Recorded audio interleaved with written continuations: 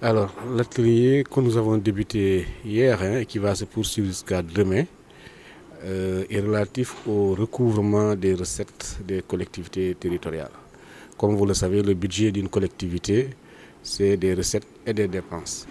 Et la Cour est amenée à contrôler l'exécution du budget des collectivités territoriales, ce que nous faisons déjà bien en ce qui concerne les dépenses. Nous le faisons également pour les recettes. Et cet atelier a pour objectif, disons, de renforcer les capacités des magistrats, des personnes de contrôle de manière générale, les assistants de vérification également, dans ce domaine du contrôle des recettes des collectivités territoriales. Et nous espérons effectivement qu'à l'issue de cet atelier, nous aurons, disons, plus de développement consacré dans les rapports de la Chambre à ce contrôle de l'exécution des recettes des collectivités territoriales. Les magistrats et leurs collaborateurs que sont les assistants de vérification exécutent les missions de la Cour dans le cadre du PACSEN. La Cour a deux missions dans le cadre du PACSEN.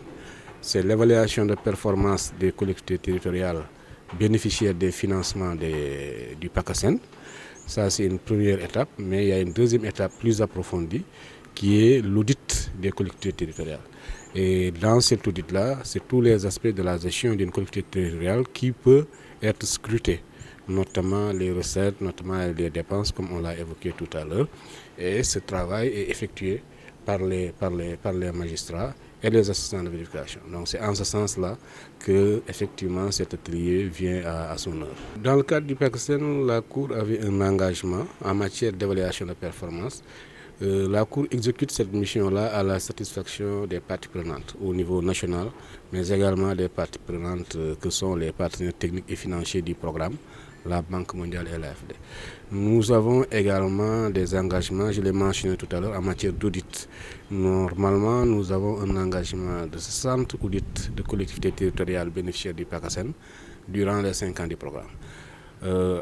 Disons à la dernière année à laquelle nous sommes, en 2024, nous sommes optimistes que la Cour atteindra à terme, n'est-ce pas, ce nombre de 60 audits à faire pour les CT bénéficiaires du PACSEN. L'audit a montré qu'il y a des efforts, effectivement, à faire dans les différents domaines que nous adressons habituellement, que sont la gouvernance, n'est-ce pas, et l'organisation administrative des collectivités territoriales, mais également l'exécution du budget, aussi bien en dépenses qu'en recettes, mais aussi l'organisation de manière générale des activités des CT. Ça peut être la question foncière, ça peut être des questions de comptabilité administrative, des questions de comptabilité matière.